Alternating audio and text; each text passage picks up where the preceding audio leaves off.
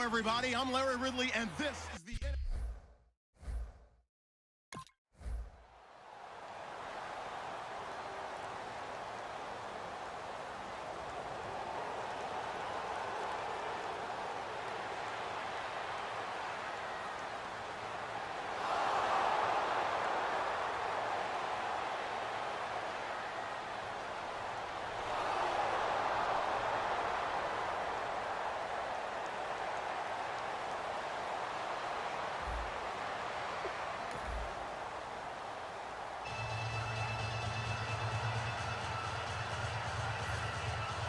Bullock out now to kick this one away. This is taken about 7 yards deep. And this will be a touchback, and as we saw in week 1, the new rule, this one coming out to the 25-yard line.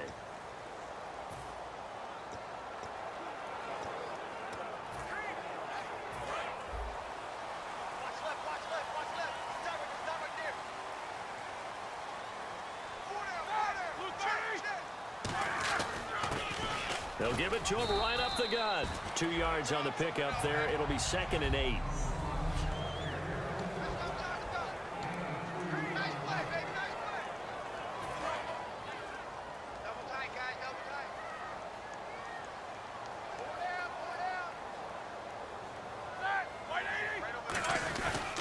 And they'll go on the ground. And not much. Maybe a yard up to the 29. Vincent Ray, the linebacker, in on the tackle.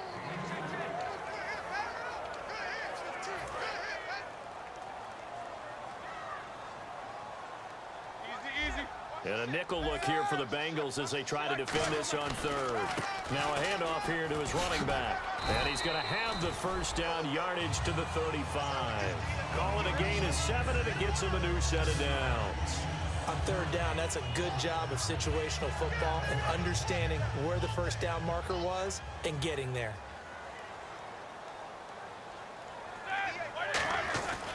And they'll run it here. So a nice job to break the 1 tackle, but not much daylight after that as he's brought down. And this is a guy straight out of college. They're not going to try to groom for a year or 2. They want him to produce right away.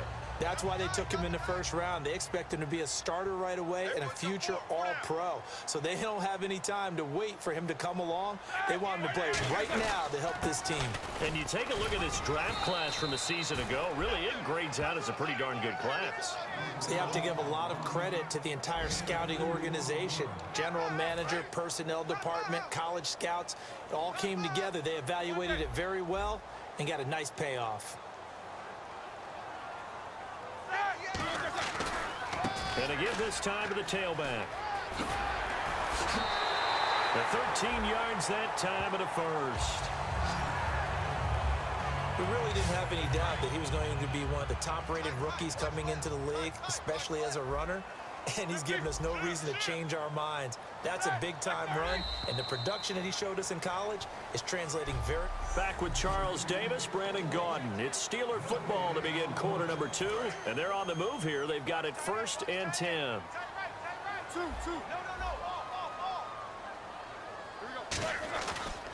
And they'll go ground game here with a tailback. And he gets this inside the 35-yard line. They give him 13 yards there on the play and a fresh set of downs.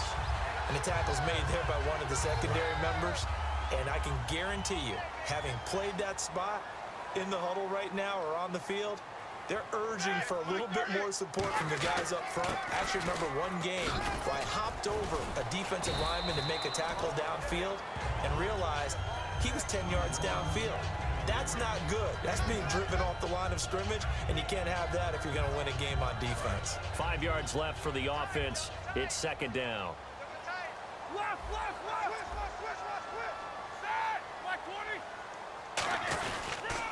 They'll give it to him right up the gut. And down inside the 15, shy of the 10. It's a pickup of 16 there, and it'll lead to a new set of downs. I don't want to downplay the run, but that's exactly what I expected out of him coming out of college. When I look back at my draft analysis, one of the highest-rated players on my board, a 3-down back who can do everything. And one of the best parts of his game is what he does when he doesn't have the football, because he carries it really well, but he blocks equally as well as pass protects for his quarterback. I think he's going to be special. And a really long drive here, and it goes on and on.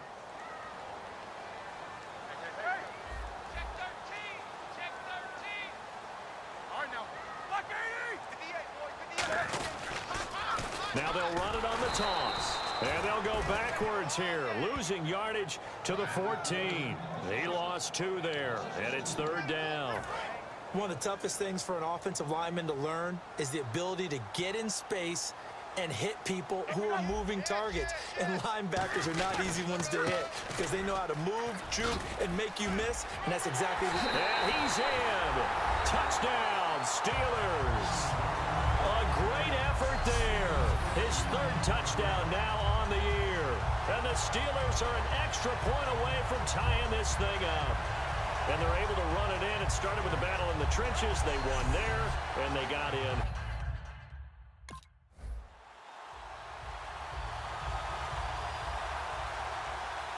So on is the lefty, Kevin Huber, to kick it away for the Bengals here on 4th down.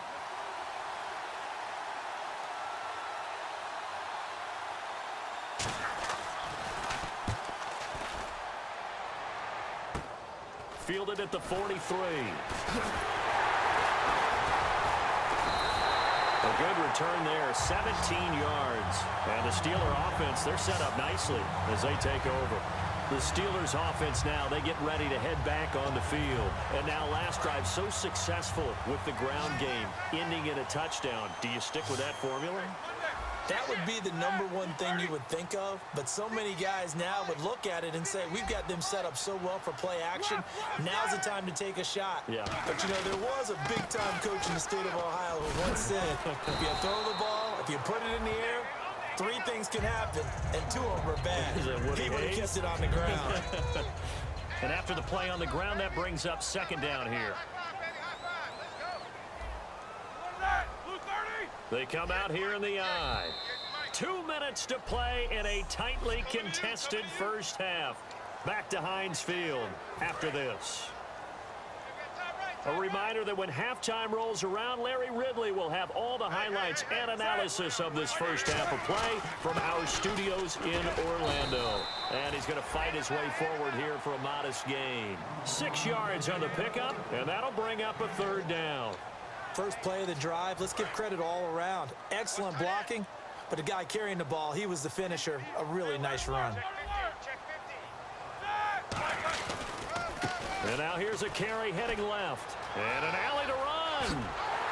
And he's taken down, but not before reaching the 10-yard line. A good pickup there at 22. This guy's well on his way now to a big game on the ground. It's another good run there. Puts him over the century mark in yardage, and we're still in the 2nd quarter.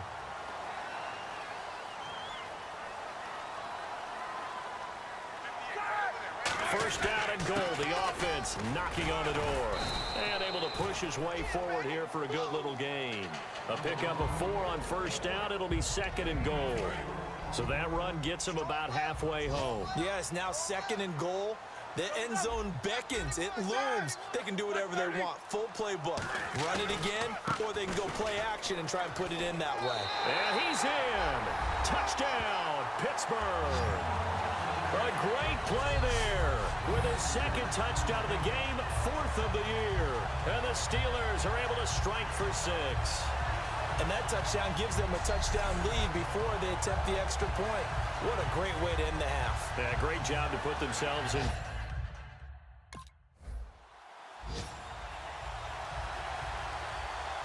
Here's Kevin Huber now as he'll punt it away for the 2nd time.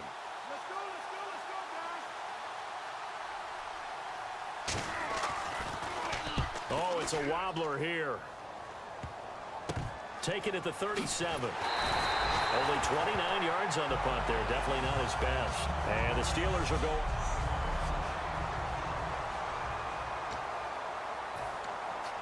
And Pittsburgh getting set to take the field. And they will simply, Charles, be looking to duplicate what they did last drive when they were able to push it in for 6. And they hope it'll be that easy, right? To be able to take exactly what happened before, replicate it.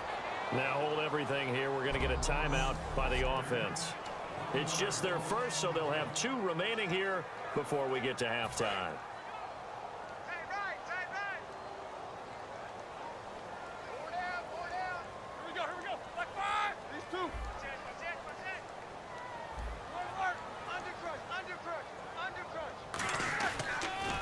Now they'll run it on the toss. And he'll take this one up close to about the 45. Now whistles come in. We're going to get a timeout here by the offense.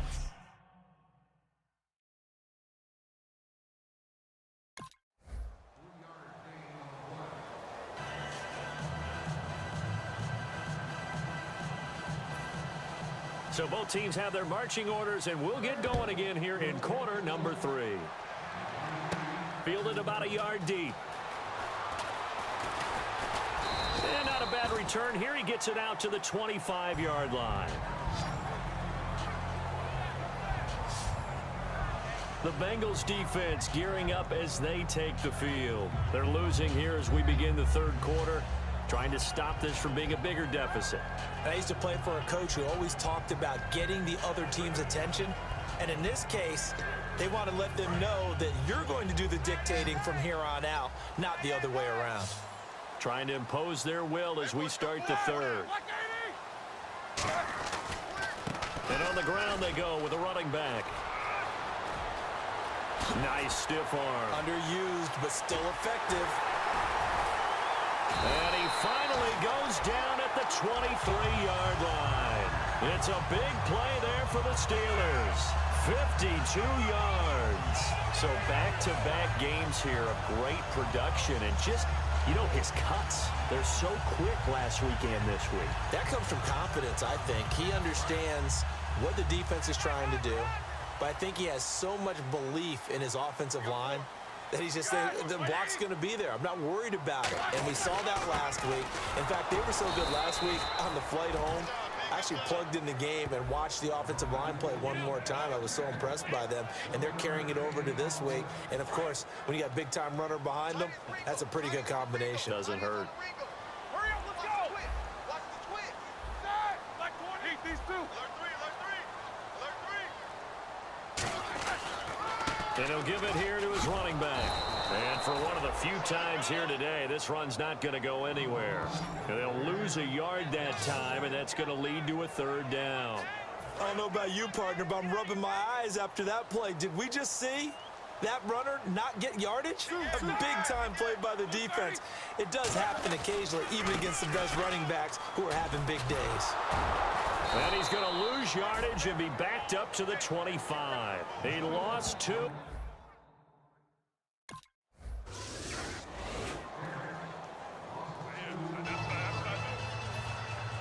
Now Bullock will send this one away after the touchdown.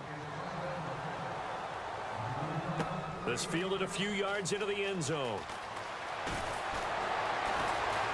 And he's up past the 20 to the 22-yard line. Out comes the Steeler offense now, ready to see what they can do here. And they're not going to play this conservative, I don't think. They had the field goal last time, and they're up, but they're looking to put a drive in the end zone. Oh, I agree with you totally. No one goes out on the field and says, all right, let's just settle for 3, except in certain situations, trying to ice a game, that sort of deal. Most of the time, it's end zone, and that's what you're thinking, and I believe that's exactly what they're thinking as they begin this one. Yeah, no quarterback ever goes out there saying, hey, let's get 3, right? Not one that I've ever met. They'll give it to him right up the gut. And unable to get downhill there as he'll take this up to about the 37. A gain of 3, 2nd down. We always like to talk about defense in terms of levels. First level defensive line, second level linebackers, third level defensive backs.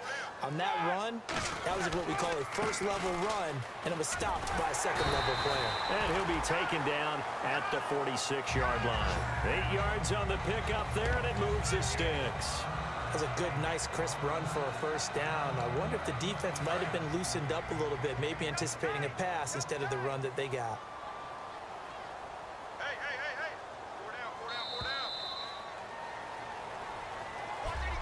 now in Pittsburgh. It's Steeler football, and they have the lead as well as we begin quarter number 4.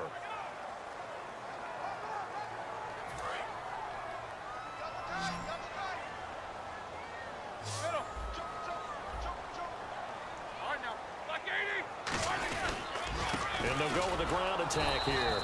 And for one of the few times here today, this run's not going to go anywhere. Vontaze Burfict, the one to get him down. And this situation with the lead fourth quarter, they're liking keeping the ball on the ground, I'm sure. That's just smart football, but you know the defense has to know it as well. They've got to stop them here. So now we're going to see that loading the box in a big way. 6, 7, 8, 9, whatever it's going to take. Puts a little bit more pressure on your big offensive line. A good pickup there at 22. I know that play went to the left side, and that's what it was designed to do, an outside handoff there. But how about the whole offensive line being involved? Seal the left side where the play was going, what they call play side. But how about on the back side? Just taking care of business to make sure no one can get there and disrupt it. Is the biggest key the left tackle? Without a doubt. Control that edge. Get out there. You want that left tackle, or if you bring your tight end over there. Either way, control the edge of the line of scrimmage. You got a chance to rumble. When a coaching staff sees their team run the ball this successfully in the fourth quarter, they're really excited, because you can plan for a running game all you want and want to press that advantage when you get it. But for the most part, it's a little bit of a surprise. And right now, they've got to keep that going, want to continue to grind out the clock, because it's definitely in their favor at this stage of the game. Can they close the game out and continue to do exactly what we just saw there? And that's run the football. The fourth quarter here, they've got the lead. They want to keep it on the ground. That's what they're doing. Smart football. Keep the clock grinding. Keep it going. But you got to figure now, they're going to see more people stacked up at the line of scrimmage as they try and bleed it out. And he's going to fight his way forward here for a modest gain. Domata Peko, the one to get him down. Frustrating for a defense, energizing for an offense. Finding a way to create that type of yardage in your running game, that'll make the guys carrying the ball very, very happy. They come out with one back and 3 tight ends. And they'll try the ground game here with the running back. And brought down, but not before he was able to break the tackle, and the extra effort moves the sticks. Now that's the way to do it. Hand it to someone with vision and good footwork, and add in a little bit of power, and you find a way to pick up first downs. Now this will be the 9th play on this drive. Time for a break. We'll come back, see what transpires after this. Here we go. First down and goal to go from the 7th. Pushing and fighting his way in for a Steeler touchdown. A great effort there. His 3rd touchdown of the game and 5th on the year. And the Steelers find a way to stretch their lead. Well, it'd be real easy to say that they are firmly in control right now, but I'm looking at your face and I'm thinking I've got to be careful with that. Well, it's a 2-score game.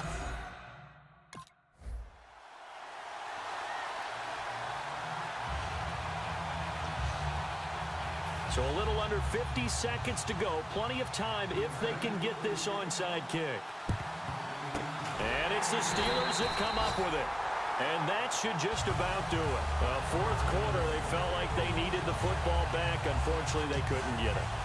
And I know we brought analytics into the game, and someone has said here that the data says that when a team's expecting an onside kick, 80% of the time, the team expecting it, they do actually recover the ball, which is what we saw here.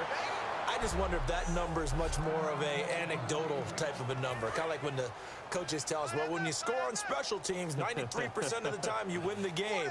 I'm still waiting to see that number is empirical. Now a handoff as they run left side. And he was able to shoot. And now the Bengals are going to call another timeout. That'll leave them with just 1 remaining in this fourth quarter of play. So 3rd and 5, 3rd and medium here. 4 down, 4 down.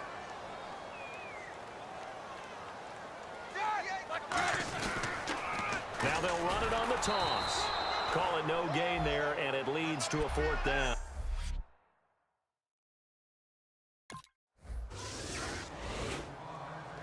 And Charles, you know what coaches always tell us.